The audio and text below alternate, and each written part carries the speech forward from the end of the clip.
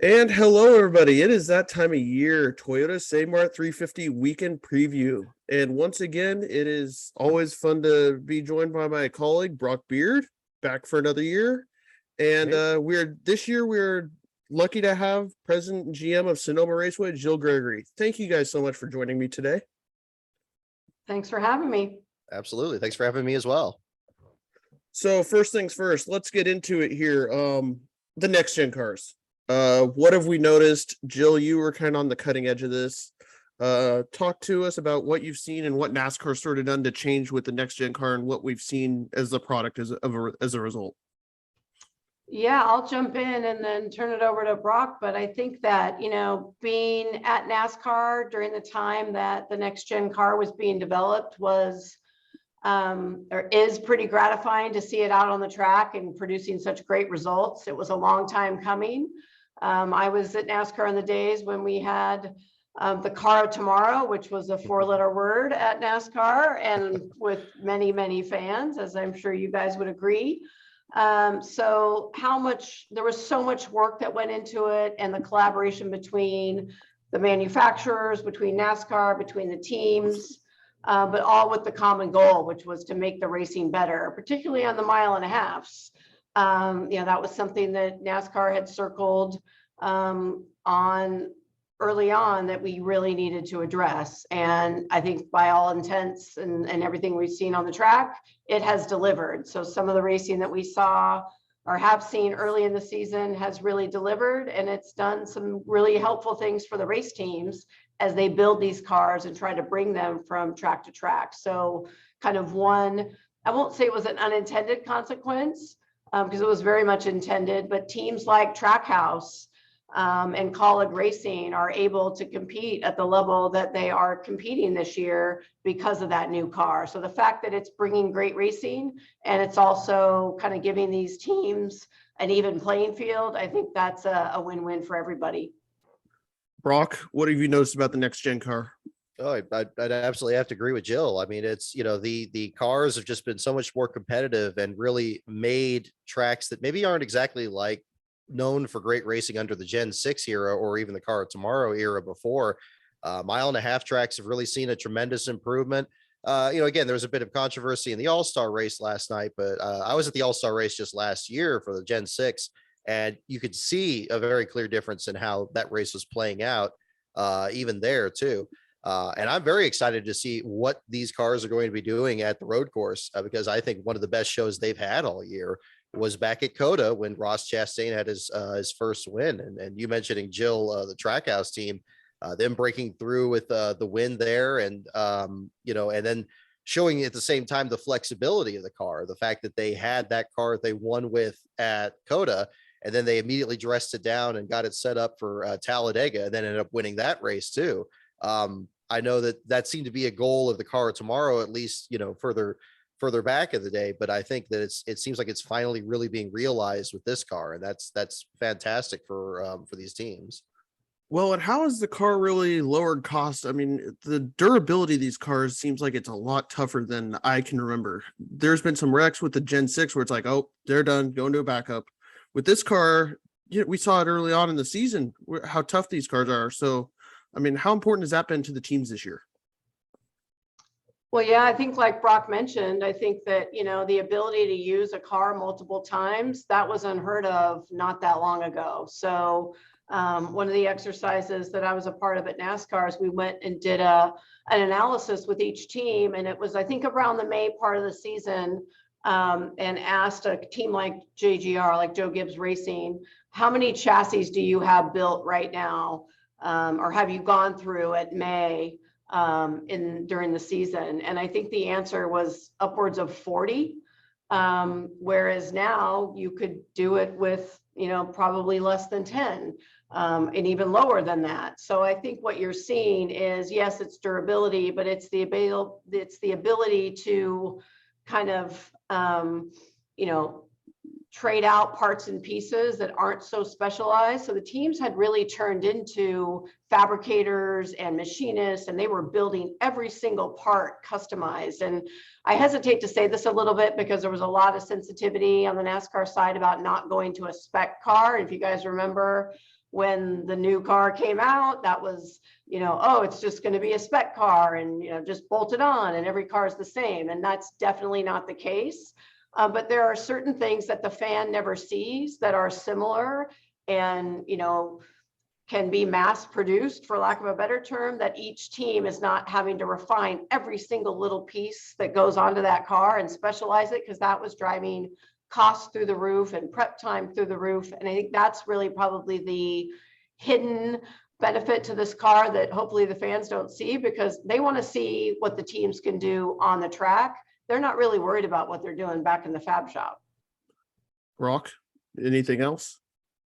Yeah, no, and I'm glad that that's been the goal with this particular car, because you're right. I mean, the beat that I particularly cover, my website LASTCAR, I follow the teams at the back end of the field, and a lot of things that I track are, again, teams that are trying to kind of close the gap on the big programs out there. And we would see a lot of races in the Gen 6 and even the Car of Tomorrow era where a team that maybe isn't that far off, they're still losing multiple laps in the race and not really being able to contend. But with this car, and we've only had a few races this season, but I guess we're past the 1/3 mark, so that's a pretty good sample. Yeah, we've been able to see the colleagues and the Trackhouse teams not only mix it up, but actually being able to claim these wins. And I think that is something that fans have been looking for and eager to. And I think at the same time they're learning more about other drivers and teams that maybe wouldn't have been featured in the Gen 6 era. So I think that tide kind of lifts all boats in that sense. Well, on that note, I think we should take a look at talk a little bit about the playoff picture. I mean, we've had 11 winners in 13 races, if I'm correct on that. The parity this year has been off the charts, just incredible. Are we expecting this to go through the summer session? How are we going to get more? Is this finally the year where we get more than 16 winners? Well, I thought for sure we would have it last year when Michael McDowell won the Daytona 500. But, I think so. I think there's a couple big names that haven't won yet that, you expect that are going to get that rectified before the playoffs start. But what you haven't seen is a Kyle Larson type season where he's running off. I don't know. This was the stretch that he had when he was just absolutely on fire by the time he came here to Sonoma. You haven't seen that one car domination. So, I think we'll probably see a couple of the guys that have already won rack up a few more. So a couple 2s and 3s winners. But, I think there's a pretty good shot that you're going to have, just winning in is not going to be good enough. And obviously that's the goal. I think whether you're at NASCAR or you're a fan watching at home, you want as many drivers to have a shot at it as you can, because that just creates the drama. Rock? I think it's certainly possible. I mean, the one concern I had coming into this season was when we saw both the Car of Tomorrow and even the Gen 6 introduced, it seemed like Hendrick Motorsports hit on the combination perfectly, like right away. And I know the Car of Tomorrow was kind of phased in more as just like a partial season in 07 before it was full time in 08. But of course, that was during Jimmy Johnson's domination of the championship. And then, Jimmy again kind of coming to the forefront in 2013 with the Gen 6. But yes, it's been very different this year. This kind of reminds me more of like 2001, where you had a lot of first-time winners in the first part of the season, and you kind of set that mark with 16 different winners, and that being across the full 36 race season without the playoffs. But anything's certainly possible at this point. I agree with Jill. I think there's definitely teams, and we've seen teams come very close to being able to pull away with a couple more wins. William Byron was very close to getting another win at Darlington before Joey Logano got to him. That may have happened there, but maybe that won't happen in 2 other races or something this summer. Again, I anticipate that if any team is going to hit on it, it'll probably be Hendrick again, just like it was with Kyle Larson even last year too. As mentioned as well. So, but I'm not sure I think at this point, I think I don't want to write off anything at this point, but it seems less likely that you're going to have a team, get like, 10 wins out of the year. Yeah. But again, I don't want to jinx anything at the same time. And with that, let's look at our race here. We're going back to the chute layout. Jill, what was the reasoning behind that? The fans, Kyle. We do a ton of research. We ask the fans, and this was something that we obviously did when I was at NASCAR. We had a fan council, which I'm sure you guys have heard all about it. You probably are on it. We obviously tried to solicit a lot of wide geographies, but we do that here at Sonoma Raceway. And I think that, it's been a weird year here. The last time we really raced in earnest was 2019. Last year we were working at reduced capacity, and not to give anybody PTSD, but we were still in the purple, red, orange, color coding of COVID. So that was a little truncated and abbreviated. And we had actually gone back to the carousel as part of the 50th anniversary, and didn't race here in 2020. So there wasn't a lot of momentum to go either way. So what we wanted to do before we made any decision, we had a driver point of view, and the good thing, always the constant about the drivers is that they're never going to agree on anything. But most of them wanted the shoot. And I talked to Jeff Gordon, I talked to some others, and they really did like the shoot. But then I asked Larson, and he won on the carousel. He's like, don't change a thing, like leave it exactly the way it was. So we went back to the fans and we did a lot of research. And yeah, there are still definitely a lot of fans that like the carousel, but it was a pretty wide margin of fans that wanted to see the shoot come back. And we're in the business of entertaining the fans, and that's not to say that we won't monitor that over time, but it seemed like the right decision for us now. I got to ask you, is it possible that we flip back and forth depending on the year as to what is run? I mean, you can do different layouts depending on each year. You definitely can. And somebody had brought that up on our team. We haven't committed to do that yet, but we could, and, could give somebody a variety of, look, don't get too comfortable. This is going to be something that changes. So yeah, never say never. It's definitely been brought up as an option, but right now I think we're focused on running the shoot and then kind of see how it goes, and hopefully it produces some great racing and more opportunities to pass a little bit longer, or more laps in turn 11 and all the drama areas. So that's good too. Brock, what are your thoughts on the shoot coming back after a few year hiatus here? Well, I've always tended to be kind of old school with the track there. I think it was great to have the carousel back for a couple of years just to see what it was like. It was nice that it was more than 74 laps than it used to be, because I always felt like that went by pretty quick. But yeah, I mean, if the fans want the shoot, I think that's the direction to go for sure. I know I have a lot of friends that are photographers that missed having those shots coming down into the entrance to the shoot, the cars getting up on two wheels. The traditional shot over in turn 3 has always been a good angle, but I know there were a lot of people that missed that angle. And then the seats in turn 7, you get such great sight lines. And of course, even the seats from turn 4 from the opposite direction. I think from a marketing standpoint, I think it's a sound decision too. So it's exciting to see it come back. And I think this will feature the new cars well too. So yeah. And I mean, the shoot layout was when we had one of the great finishes in my lifetime with Tony Stewart and Denny Hamlin going at it. So hopefully we get something like that this year. On that note, we also have the trucks coming to Sonoma for the first time since 1998, when I was 13 months old. So, Jill, how did this happen? Well, I feel a little old, Kyle. Thank you for that. Although I was not at the truck race here in 1998.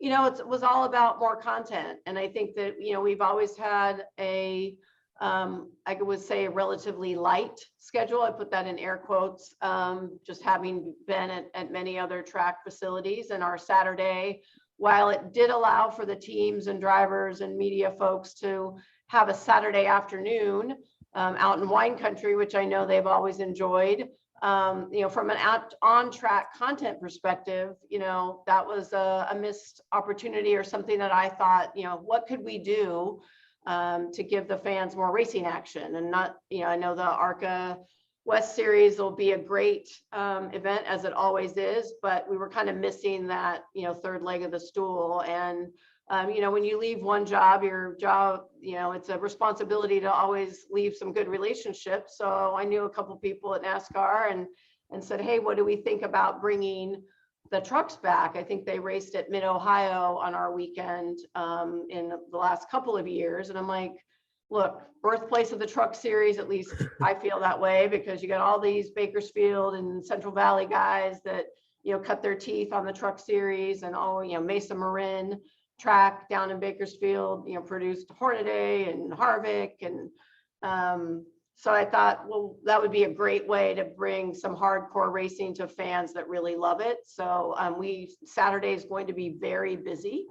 But busy is what we like. Look, if you've got the fans out here, camping is almost full. I mean, they're going to have a jam-packed day, and it's just going to give everybody more to watch. Yeah, it'll be my first time ever taking in a truck series race, for that matter. So, and this is crazy. I've been watching NASCAR for like 12 years, and this will be the first time seeing a truck race in person. So I'm excited about it. Brock, your thoughts on the truck's return to Sonoma?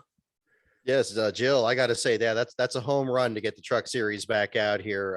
I've been very, very excited to see the schedule get, fitted back out more, and more action in there. As you said, I mean, yeah, the Saturday afternoon, I know there's all the wineries and stuff in the area. But I think if anything, it just encourage a lot of the media outside the region to stay here longer. Do that on Monday after the racing is over with, and in the meantime, just enjoy some good competition. I think that'll be also a great. Well, if I remember correctly, so okay, the last time they ran out here in '98, so they've run on the chute before, but it's been I guess it's been just for forever since then. It'll be my first time seeing them running at Sonoma in person as well. So I think that'll be great. And I think one feature of it too, Todd Bodine, his march towards 800 combined NASCAR starts, he specifically wanted to have Sonoma as part of that schedule there too. So I think that'll be one of the many great storylines that'll be a part of that race. So I want to piggyback off of that, Jill. We saw the Xfinity basically go to Portland, and which gave the trucks Mid-Ohio this year. Is it possible that we get an Xfinity race in the future? Are you open to that? Because I would love to see the Xfinity series too. Is there any options with this going forward? Yeah, I think everything's on the table. And look, if you don't ask, you don't get, right? Or what's the Gretzky quote? You miss 100% of the shots you don't take. So I think if it's going to make the weekend content the best for the fans, I mean, look, we know that whatever series we put on here on at this raceway will be dynamic, because I mean, think about the trucks. You're going to have these varying degrees of experience and talent. Kyle Busch and Ross Chastain are running it. Then you've got the truck regulars. It's going to be, I won't say mayhem, but it's going to be pretty exciting with the track that they're probably not very familiar with, given that I'm sure, most of the young truck regulars are probably in your boat, Kyle, and from an age standpoint. They're younger than me. So I think that, you're going to have some great content, but bring in Xfinity here. Like, here's what we say when we're doing our track rentals, and we're kind of prepping a group out here that's going to do hot laps or a driving program. We call it a high consequence racetrack. And that's a nice way of telling people that are out here that it's dangerous. And it's, this isn't a ride around on a hot lap. This is elevation changes, turns. If you're not familiar, you don't know what's coming. So I would assume there's going to be a lot of truck series drivers on iRacing, getting a feel for this place.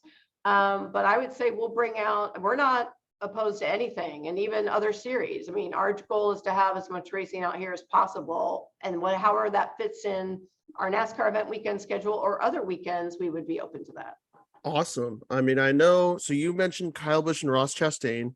We've also got Haley Deegan, who's turned laps here before, Matt DiBenedetto, who's turned laps in the Cup Series, Derek Krause, who's turned laps in ARCA. Other than that, Todd Bodine maybe from when he raced Cup, but other than that, the field is pretty green at Sonoma. So what are we expecting in this race? You kind of said it mayhem, but I mean, it should be a lot of fun in the DoorDash 250. It should. I mean, when I looked at it, I was like, what better place to have these guys, kind of air it out up here. And yeah, well, let's go ahead and call it mayhem, and then we can do this post race and see what we came up with. Brock, your thoughts on what we're going to see when the trucks make their first visit in 24 years? Well, I'll tell you, I'm glad. I think the other feature too that's going to add to the weekend schedule is the return of practice and qualifying. So we're Mhm. going to see, a lot of aggressive driving even before the green flag drops. And what could be really interesting there is, you don't know.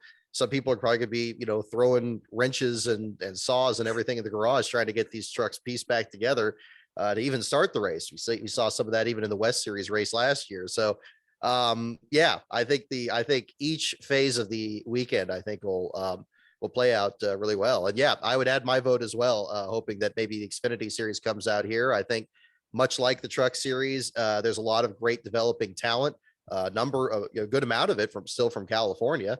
Zane Smith still tearing it up in the truck series, much as other competitors in the Xfinity. And yeah, just and everybody wants to come out to this track, and I think that would be a great opportunity down the line. While we're on the subject of trucks, we can maybe put a final close on truck here. They have new bodies this year. It kind of got overlooked by the next gen car. Jill, what led to this? You were in with NASCAR. Talk us how the trucks got their new bodies and how it sort of changed, because now they have personality to them on their front ends. Yeah, and I think, where I said fans, and another piece of our conversation, this one was very much driven by sponsors, primarily, obviously, the manufacturers. I think the reason why our manufacturers are in the truck series is they sell a lot of trucks. And having that individuality and uniqueness on the racetrack furthers that goal. So I think that they were a big driving force behind that. I mean, there are things that NASCAR works on that aren't, super exciting to the fans, but safety is always part of it. So I think there's just this constant evolution behind the scenes to make sure that whatever NASCAR is putting out there is the most relevant from a product standpoint. And it's as much like what you can buy on the showroom as possible, knowing that that's not always the case. But I think you see all of these car evolutions, that being a primary goal. And then are there safety enhancements and things that the sanctioning body can consider to make sure that whatever we're putting out there keeps the drivers as safe as possible. So the fans want great racing. They don't want to hear about the business of it usually, or the safety they assume.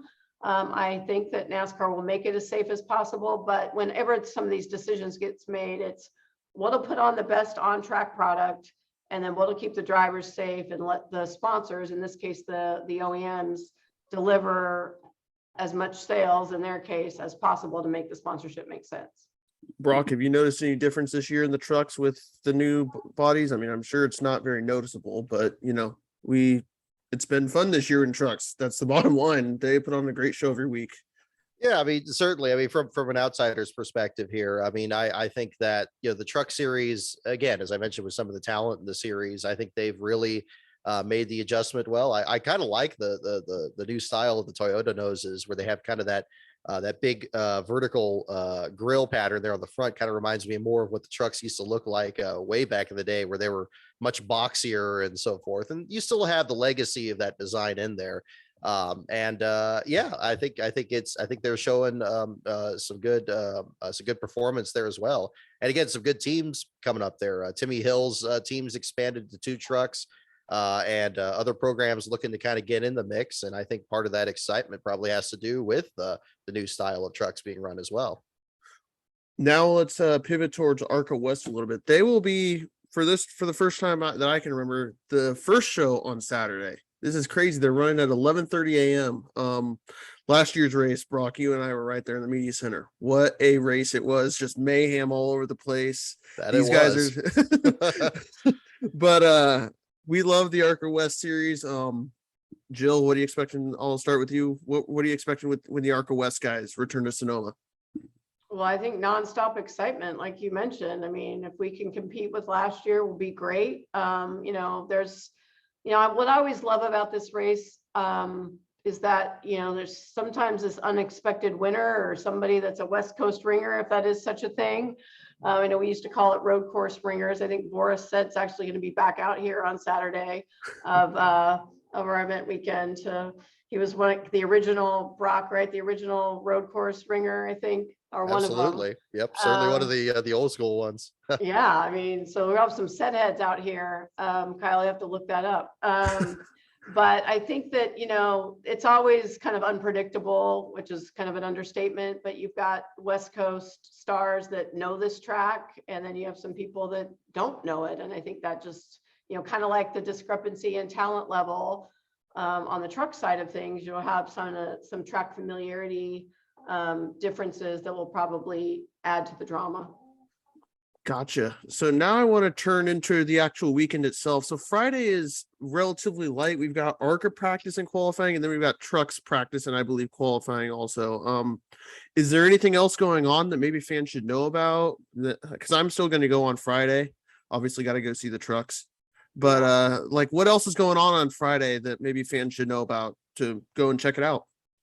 Yeah, so I think Brock made a great point on the return of practice and qualifying. I mean, particularly out here in California where we haven't gotten any of that kind of ancillary programming, if you will, there'll just be the sound of race cars on the track on Friday, which will be great. It kind of would remind me of the old happy hour back in the day. So, campers will be loaded in on Thursday, so they'll have a full day before any cars even get on the track to kind of get themselves excited for the weekend. All of the display spaces and fan experience zones and all of that will be open starting around Friday at lunchtime. So if you're walking around and you're waiting for the on-track activities to start, you'll have some of that available, concessions, music, just a really high energy experience all weekend. So we're having a camper appreciation party. I mentioned a couple of there's some truck series legends that are coming out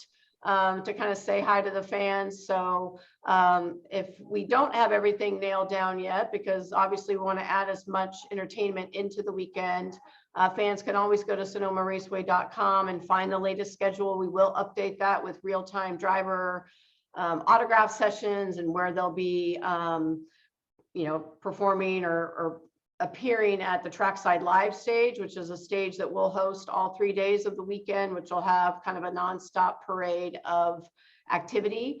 And then we also have a Sonoma Raceway app that will give real-time updates to anyone that is either on property or looking to see what's going on there, and also kind of pinpoint the location. So, the other thing that I knew as, a NASCAR participant, but not at the track, is that how difficult this place is to navigate if you're not familiar with it. I mean, I went to the garage area and probably up to a couple of the hospitality areas, but we can be a little daunting to navigate. So all of that information will be on the app and on the phone, so that, there's wayfinding in places where you want to find a specific merchandise hauler or a specific type of food. You can go to those apps, and we'll do app pushes too, so that fans kind of know exactly where to go and they're not having to wander around. If you get wandering around this facility, you're going to get tired pretty quickly because there's a lot of ground to cover. Tell me about it. I've left there flat out exhausted when I went as a fan for 10 years. But but what other changes are the fans going to notice? I know we have something new going on in turn 11. And then we also have the Kyle Larson fan experience area, which I kind of saw. I don't know much about. Yeah. What other changes are we going to notice this year? Yeah, so turn 11 will be kind of right in your face when you drive in the building. A little bit unique on NASCAR weekend for us because it's primarily will be filled with Save Mart guests. Save Mart has been the title sponsor of the Toyota Save Mart 350 for 30 plus years. And what they do is really bring that sponsorship home to their store managers and their vendors. So the folks that kind of, make Save Mart go. So they're a huge part of turn 11, but it is a great kind of viewing area and just an upgraded building, if you will. So even if you don't have a chance to go inside it, it really kind of speaks to the facelift that we're trying to give this place. Obviously, we're the gateway to Sonoma Valley. With COVID being kind of off for a full year with not much going on at all, and then reduced capacity, we needed to blow the dust off a little bit. And I think that turn 11 will be a great example of that. But as fans come into the fan experience area, we're going to have a full kind of gamut of activities in the fan zone, live music, trackside live stage for the first time.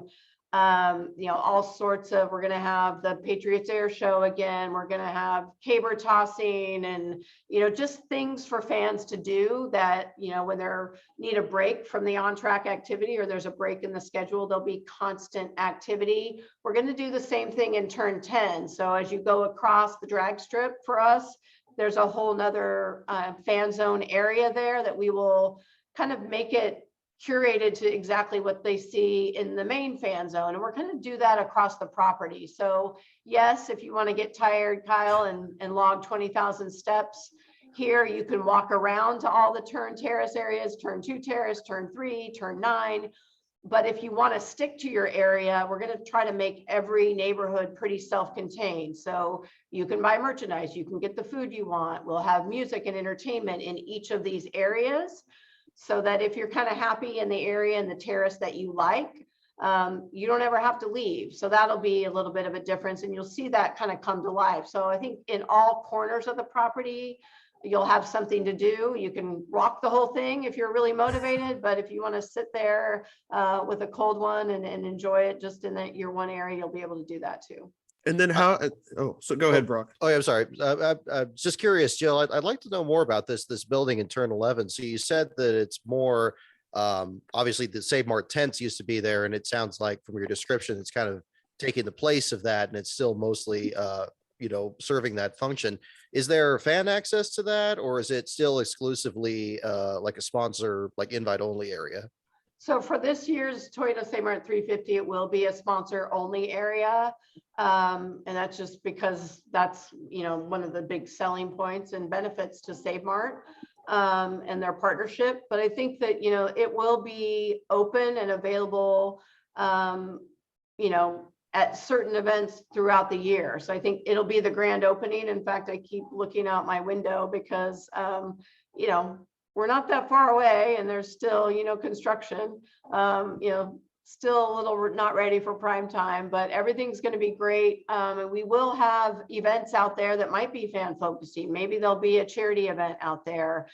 When we do laps for charity out here, there might be a chance to tour that facility. We might host some of our community events there. We just hosted, a Sonoma Overlook Trail hike here last Saturday. So I think we want to make sure that once we get through the NASCAR weekend, that we have some kind of periodic, peeks under the curtain, if you will, for some of the folks in this marketplace, because it should be able to be a great destination. If you're out here for a track rental, if you're out here for Wednesday night drags and drifts, you can take a look. But I think we're trying to right now focus on getting it kicked off for our NASCAR weekend and then really expand what the usage might be. God, that's awesome. And then the Kyle Larson area, when did that come about? So, the good news is Kyle Larson is the race winner here from last year, and he's also the defending NASCAR series champion. So I think that, and he's an Elk Grove boy. You guys may have noticed or seen press clippings. November of last year, we did Kyle Larson Day in Elk Grove. I was there. Oh, good. Well, I didn't see you, Kyle. So we kind of put that together, not at the last minute, but I had talked to Kyle, who you have a good relationship with, and said, look, it would be great to celebrate you in your hometown. I'm from Modesto. I kind of have that Valley vibe. I've always kind of followed Kyle's career, and he won our race and he won the championship. Let's do something in Elk Grove to really celebrate it. And we were really shocked, pleasantly surprised by the turnout there. It was amazing. People were lining the streets and waving, and there were placards in kind of storefronts. And so it was very clear that he had a big following there. So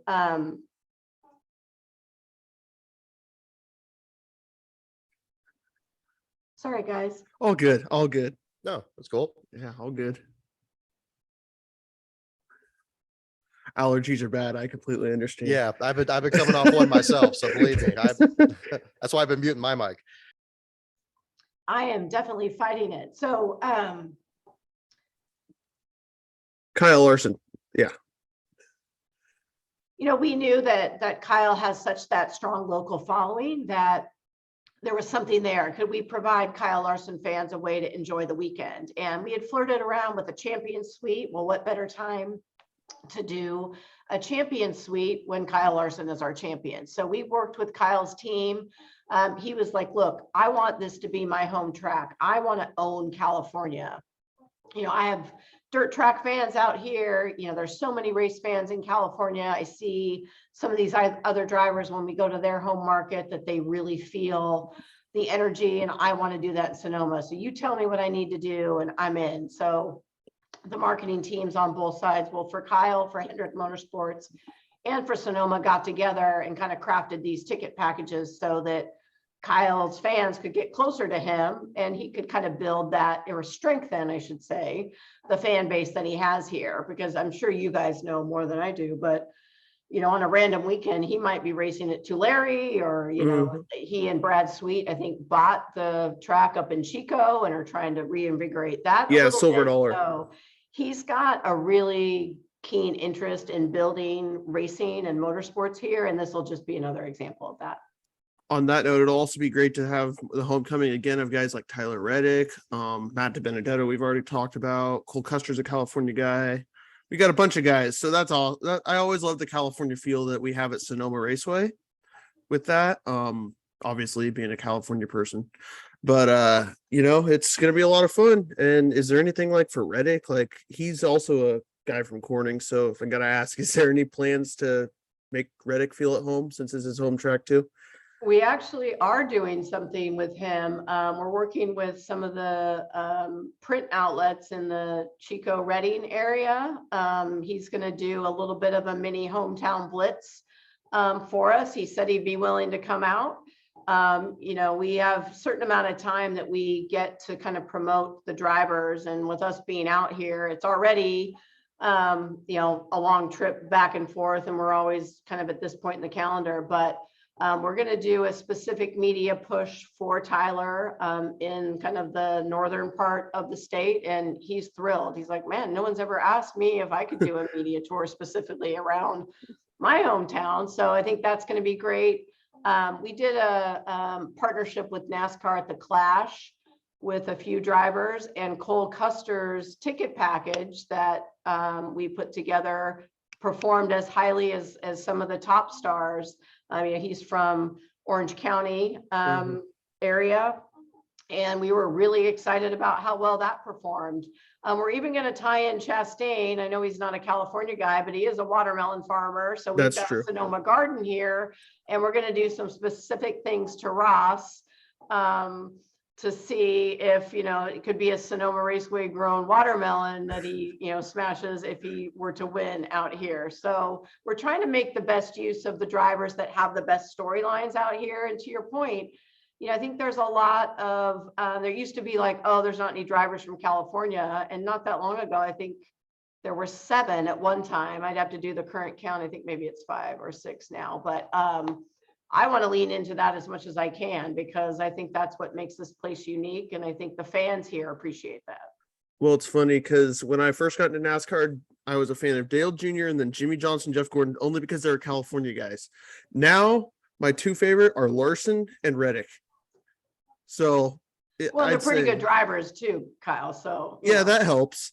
But Well, one thing you're going to see us do, it might seem like a small thing, but last year we gave state of California flags along with the American flags that we give to all the hauler drivers when they pull in. So, you normally see that great photo op of all the flags on the top. That. We're like, no, we're going to go, let's go buy some California Bear flags and get that California love out there. So we're going to really lean into the California drivers as much as we can.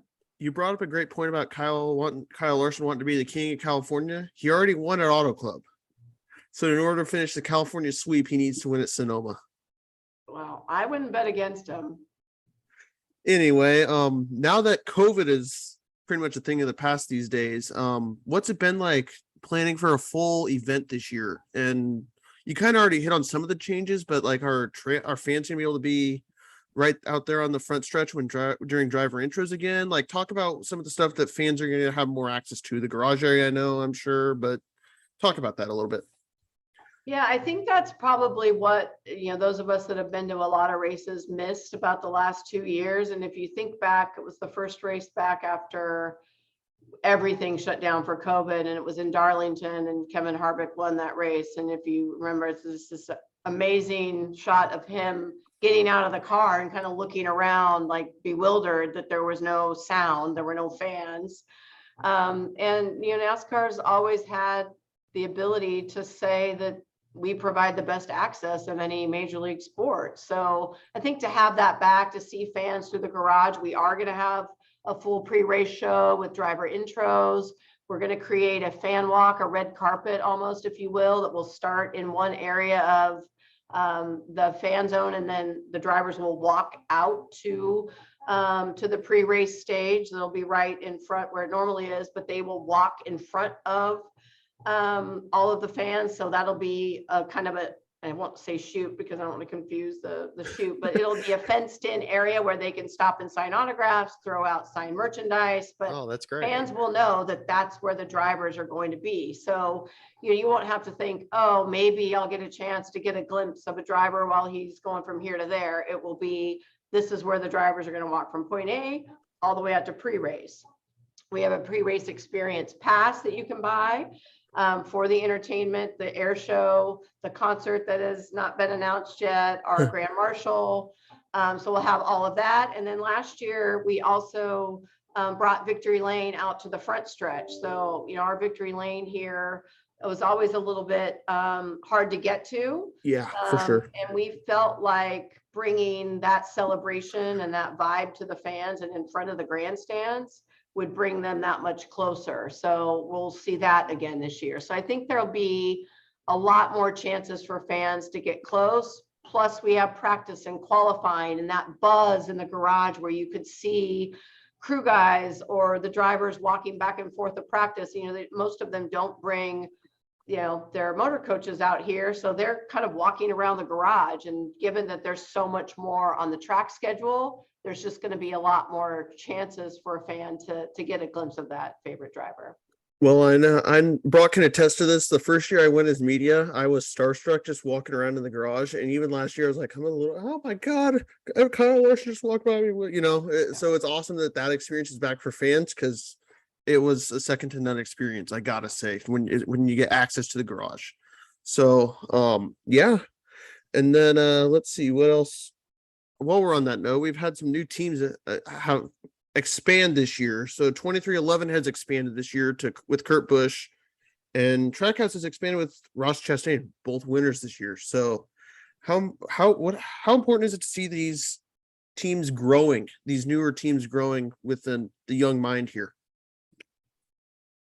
With yeah, go ahead. Yeah, I'll jump in, and you guys will have a better perspective from the fan side of things, but I think whenever a new team can enter, it's just more competition. I hate to use the word parity because that gets kind of sometimes looked at in a negative way, but the ability to compete and not have a multi-million-dollar budget, or I think that it could be daunting for a new team owner. And I think it's been a stated goal of NASCAR's for quite some time. We need new ownership because some of the current owners have been in the sport a long time, and hopefully we'll transfer, that interest to the next generation of team owners. But unless we get someone new like Michael Jordan willing to make a big bet on NASCAR, or Justin Marks, who believed in the new system and what the new car would bring, and his ability he wasn't afraid to spend the money, but he wanted to make sure that he could be competitive if he was going to do that. And I think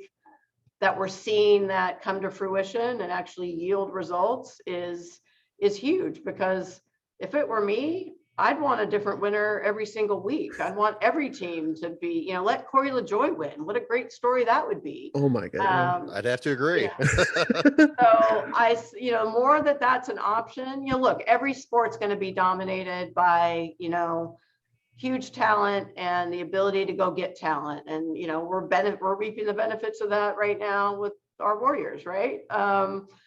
But everybody loves an underdog story too. And the fact that the underdogs are not such a long shot and are basically running up front and have the chance to win every week, that's great for us at the track level. And it's great for all of the NASCAR fans, I think.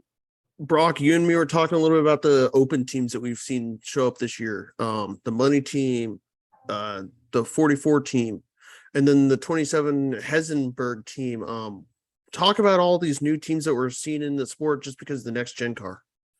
Well, yeah, I mean, that's really been, something good because, now, we've had like in the recent weeks, we've seen a lot of races that just have the 36 chartered teams. And while we do have some, some interesting expansions there from, Trackhouse and 2311 and so forth, I always think that, yeah, some of these open teams are kind of like a little bit of spice that adds to the garage area.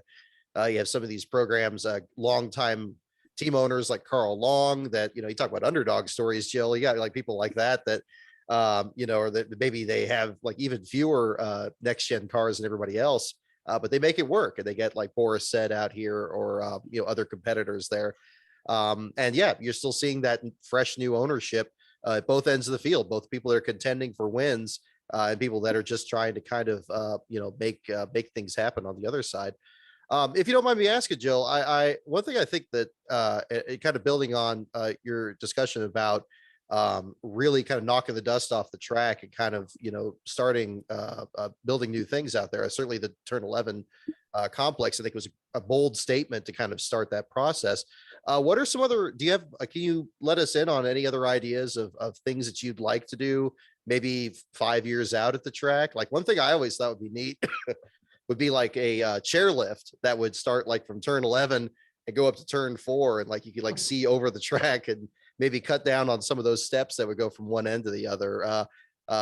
Do you have thoughts like that in terms of the future or, something of your own? Off the table. Yeah, nothing's off the table. It's funny you say that because I'm looking up at the Humboldt Terrace and I was sitting there. I think it was probably 2/3 through the race last year on Sunday, and it was not that hot, comparatively speaking. And I was just watching fans kind of walking up that hill thinking, could we have a moving walkway there? Like, what could we do to make things easier?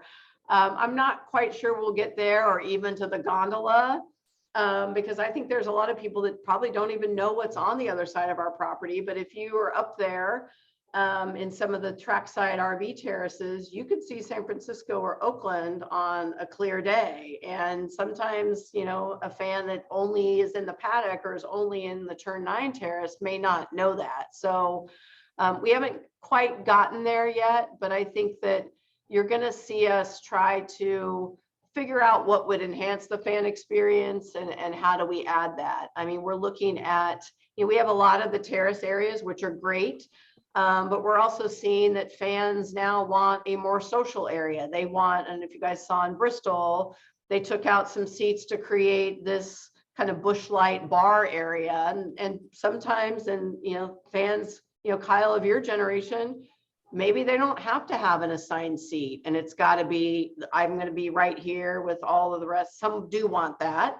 But I think it's going to have to be variety and what makes the most sense for what the fans want. And if there's a party zone area out there that is more communal, drink rails and just different fan enhancements like that, we're going to need to look at it because we're competing every day with not only every other sports venue out here, but anybody that's competing for someone's share of time, and share of time is probably the biggest thing. They choose to come here and spend a weekend or longer if you're a camper, or even if they spend 3 hours, it's a commitment. So we need to have, what fans want. Some things will be invisible, like paving the ring road. It's going to make the experience better, but those are just things we need to do to stay competitive with our, kind of with our competitive set, paving some certain areas out here. There's a lot of other tracks that don't have to worry about it, but we're essentially a working farm that happens to have a racetrack, 1,600 acres. The sheep are here. So what we do just has to be kind of in tune with what the local surroundings are. But I think fan convenience and experiences, that's going to be kind of the lens that we put on every new improvement out here. Well, Brock kind of just hit on that. The last time I went as a fan, I sat in turn 9 and there was that Humboldt redwood deck, I believe. And are you guys looking to add more shade in these areas? Because as a fan, it can get a roasting out there. For example, I've sat in general admission under the scoring pylon once before. I've sat in turn 3. These are all areas where you just roast. And is there anything you guys are looking to enhance that experience maybe going forward? Yeah, and you will see significantly more shade structures this year. Not all of them will be Humboldt redwood. They are a partner, and we'll build as much redwood kind of shade as they'll let us. But we'll also have some of the more traditional sails, even if we have to take them up and down. I mean, you guys know the wind starts blowing pretty strong here on a Saturday afternoon. So that's another thing we didn't even touch on with the trucks. Kind of what's going to buffet them around a little bit on the track. But look, it's about fan comfort. We're adding some cooling zones, with those misters. And look, we don't know if it's going to be hot, but we're a week later than we were last year. It could be 40 degrees in the morning and be 104 by the time we get to the end of the afternoon. So I think we are going to be looking at structures out there on all those terraces, because I think that sometimes when you got further out on some of those terrace areas, maybe some of the benefits and fan amenities didn't extend all that way. And that's something that we want to make sure that every piece of the property has everything a fan might need. And in our place, that's shade, that's cool drinks, that's misters, whatever it is that's going to add to the comfort level, because, we need to take care of our fans out here. While we're on the subject of fans here, I assume the clear bag policy is back, and so is the mobile ticketing. Is there any changes with that? Talk about what the fans need to do in order to enter the raceway perfectly. Yeah, so digital tickets are here to stay. I think that getting on an airplane or, any other sporting event that you go to, that's the movement. I don't think that you'll see many sports go back to that.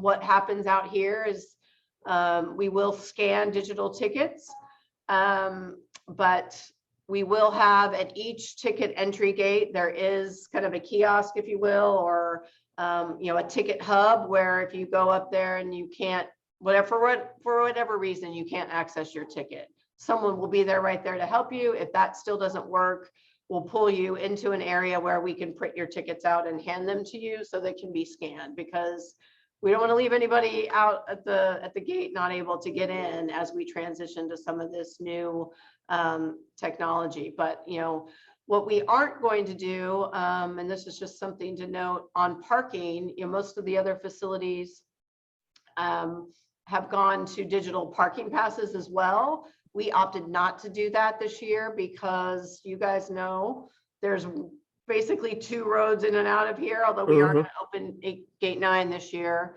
which has been closed for a couple. So that's the gate entrance on the back of Lakeville Highway, both for ingress and egress. That hasn't been opened in at least 4 years, I believe, if not longer. So we will be parking people out there, and that's a little bit of a hidden asset for some insiders, so coming in and out of gate 9. But if we went with digital parking passes, we need that visual cue for our folks that are greeting people and moving them through the facility, so they can point to lot 2, they can point to the right parking areas. And so I think for us, given the limited gate entry that we have, we're going to stick to the physical parking passes so that we can move people in and out of here. The last thing you want to do is be backed up on 121 early in the day.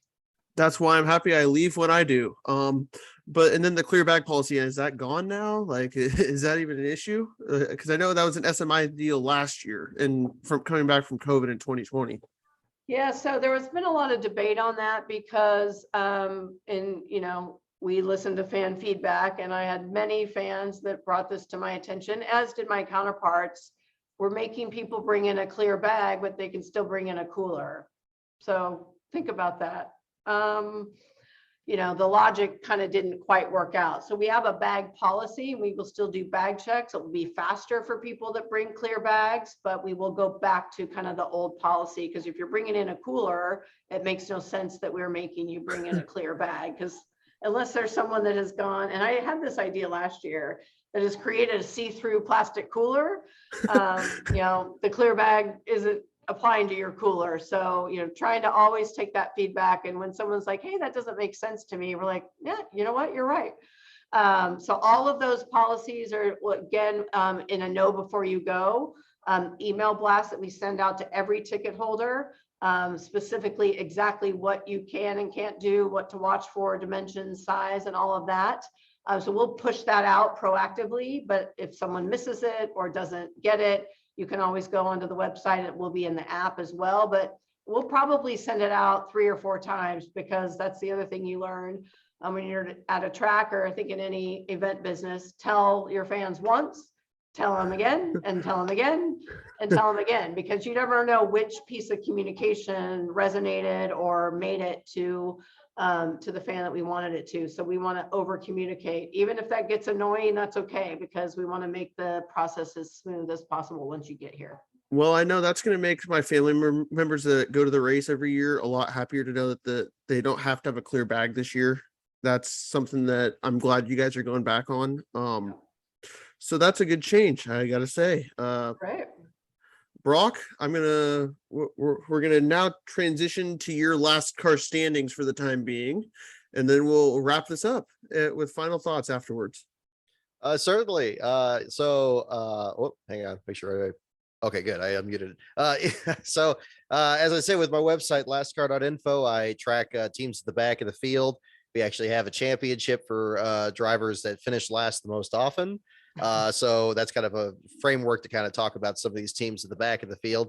BJ McLeod is currently the leader in those standings on the Cup Series side, and Dean Thompson leading in the Truck Series there. But both of those it's been about as competitive at the back of the field as it has at the front of the field. Nobody's really pulled away in either title, so we could see a shakeup of either of those at the Sonoma Raceway weekend there. But again, a lot of competitors in these standings could just as easily find their way into a victory lane at either of the races. Daniel Suarez had a last place run at Las Vegas earlier this year, could very easily pull off, his first win at the track, maybe like Juan Pablo Montoya did back in 2007, or other competitors further back like Cody Ware. The Ware family is a proud history on the road courses. That's and they really look to really close the gap with the next gen car this year. And Cody hasn't finished last in any races this year after kind of a difficult start to his career. I'd look for him to have potentially a good run there as well, which I think would be a great story. So those are the kind of things that we look at the site, and certainly looking to track what's happening on at both the divisions at the same time. Also, give us your Xfinity last place race right now. We got to talk about Xfinity Series. You can't just not talk about them. Well, I had to make sure I got to pull up the Xfinity stats here. Sure. I always got to make sure I got to memorize these things here, but I believe Brennan Poole is still the leader in that with Mike Harmon's team. That's a program that really just needs to hopefully get some better luck here. Yes, indeed. He has 2 last place finishes just ahead of Ryan Vargas there. The Mike Harmon team, good again, they're a good group of drivers. Sometimes they bring out some interesting road course ringers. I believe was it Alex Danielson or some of these other competitors out there. They sometimes bring out interesting drivers themselves. And if the Xfinity Series ever does run at the Sonoma Raceway, I would look for them to maybe have the run of their career as well. So that's the great thing with racing. It's every driver will tell you sometimes you're the bug, sometimes you're the windshield, but things can flip around in some races, and especially super speedways and the road courses.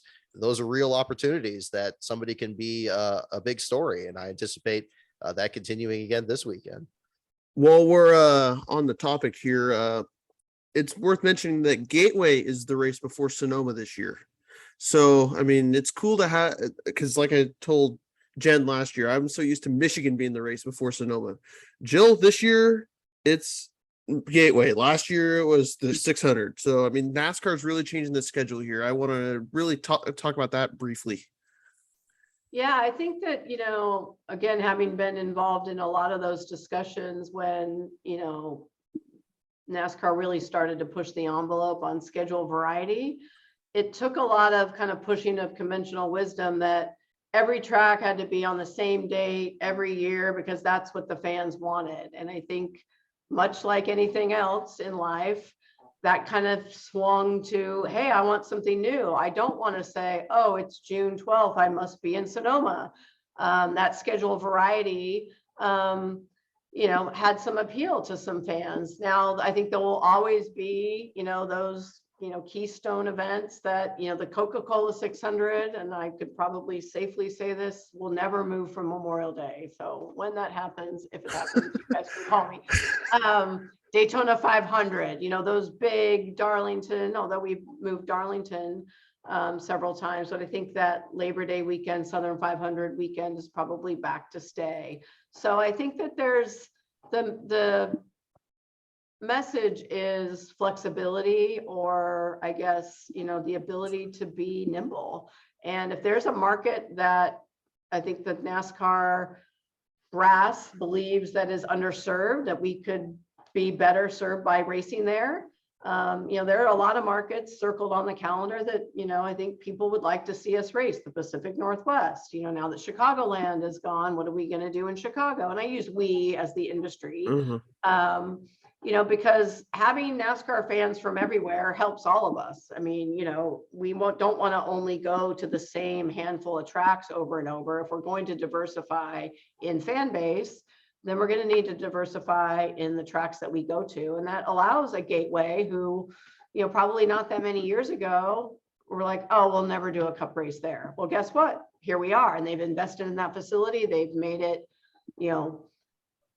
able to host a cup race with all of the crowds and all of the infrastructure that's needed. So great, let's reward that track owner. It's a great group of people out there, and it's always put on. I think one of the hottest races I've ever been to was at Gateway.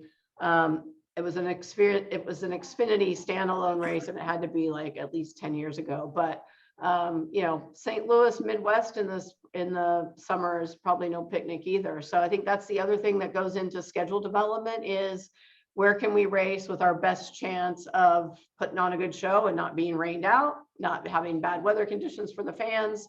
And that creates a gigantic chessboard of who goes where. But I think there'll always be some benefits to having some familiarity, but for us, I think that at least I can say with pretty good confidence that we'll be in our general time frame. Fox loves closing out their part of the season at Sonoma Raceway. So I feel pretty good about June. But we've been anywhere from the last weekend to June 6th last year. So I think that, some flexibility, as long as we can give fans enough notice so they can make their plans. I think that if we have to be flexible to accommodate a new race market, then that's something we're willing to do. Brock, you obviously went down to the Clash at the Coliseum this year. Talk about the changes that we've noticed this year with scheduling the last few years. Certainly. I think that one of the most exciting things about the schedule and the realignment of it is we're seeing a real increased presence of West Coast venues, and it's because it is just spreading out in all directions. And it wouldn't surprise me if we did see something.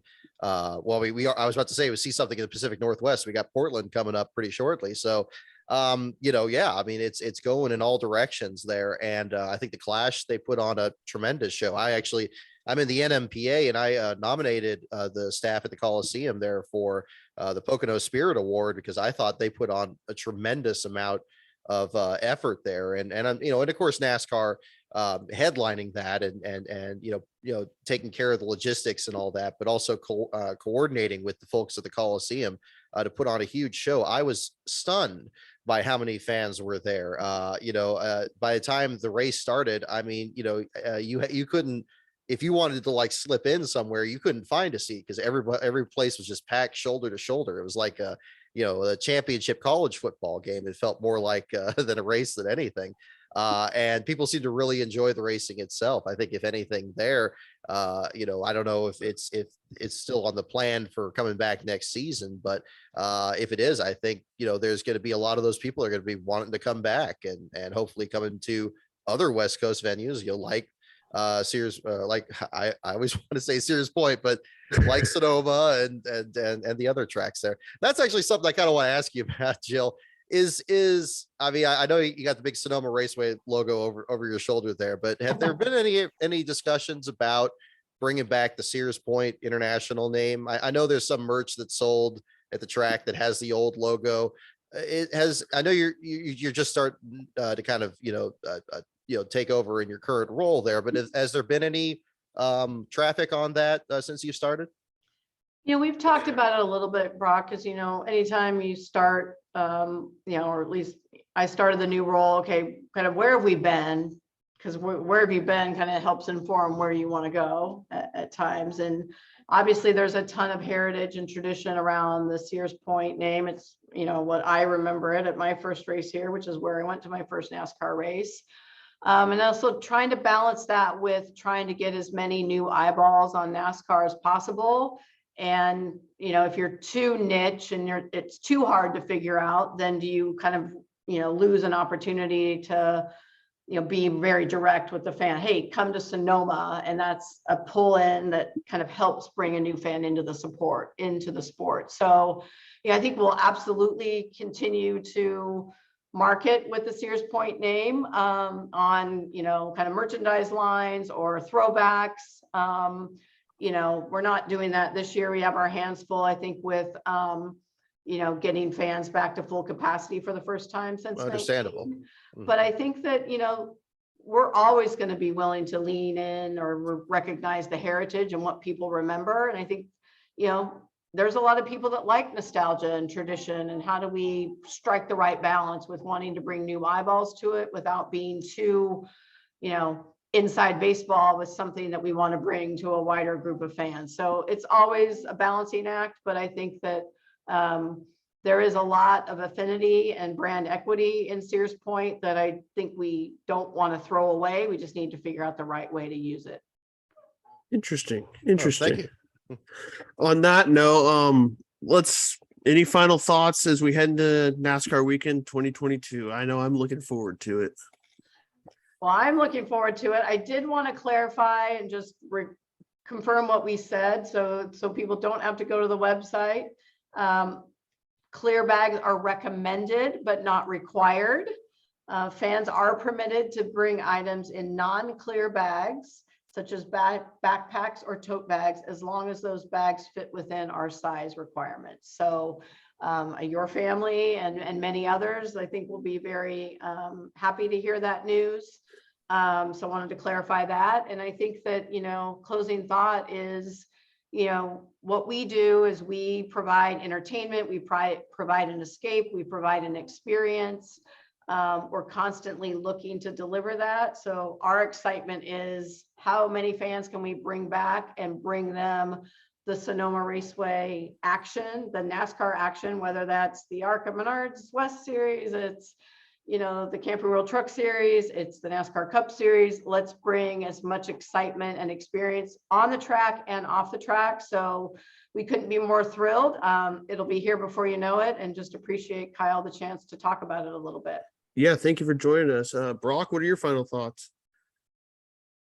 There we go. Absolutely. You know, the biggest thing I want to say, Jill, is I'm very, very pleased with the strategy that you're employing so far. I think that you've made some very not just in the show here tonight in terms of, like, you know, talking about you know, adding more to the track and modernizing it and increasing the shade structures. I think that I really sense from the direction that you've taken so far that you really have the track's best interests in mind, and I'm very excited for what's coming down the line. And I just want to wish you the best of luck on that. I think that I think this is a beautiful venue. I know that there's people at ESPN that draw straws as to who gets to cover this race. It is a hot ticket that I think that is kind of a diamond in the rough, and I think that from talking to you and listening to you tonight, I think you have that interest in mind, and so I want to thank you for that. Oh, thank Last you. thing is let's tell everybody where you can find more information. Brock, you can go first here with your promo. Oh, okay. Yeah. So my website is LASTCAR.Info. Again, I cover last place finishers in the top 3 series, the Cup Series, Xfinity, and Trucks. Our staff writers, William Saki and our guest contributor, Ben Schneider, also cover other divisions. I also produce content on YouTube under my name, Brock Beard. Do a lot of NASCAR history videos. Our flagship series, Rise of the Field Fillers, covers underdog teams from the 2004 season. And I like to do a couple races a year doing trackside coverage. And again, Jill, I want to thank you for having me again on board to do the media side of it here. This is a date I always have circled on the calendar, and I'd like to give back to the track that brought me into the sport as well back in 1992. Jill, where can fans find more information? I know all the socials, but I'll let you say it since you're the one in charge out there. Yeah, I mean, you guys know where to go, but I'll repeat it just in case. And you can also call us on the phone, but obviously SonomaRaceway.com, or you can call 1-800-870-RACE, which is 870-7223. You can follow us at Race Sonoma on Twitter and Instagram. We're going to be very active in the next couple of weeks. You're going to see a lot of drivers out doing media interviews, talking up Sonoma Raceway as we lead kind of into this final stretch. Tickets are still available. Kids under 12 admitted free. It'll be a great time to spend here with the family out at the racetrack, and plenty to do. So we look forward to seeing everyone out here. And thank you, Brock, for your support of the Raceway, and Kyle for having me on. I know that this is, you can have a lot of guests on here, and the fact that you chose me to come and talk about this for a little bit, I really appreciate it. Yeah, thank you for joining us. I've been approved as media as well, so I'm thrilled about it. I'm looking forward to it. And on that note, you can follow me on Twitter at Napa Kyle, NapaSportsNews.com on Napa Sports News on YouTube, NapaSportsNews.com for high school sports coverage right now because I'm still busy with that. And then race weekend will be here, and I'll be on the ground at Sonoma. So on that note, we're gonna sign off.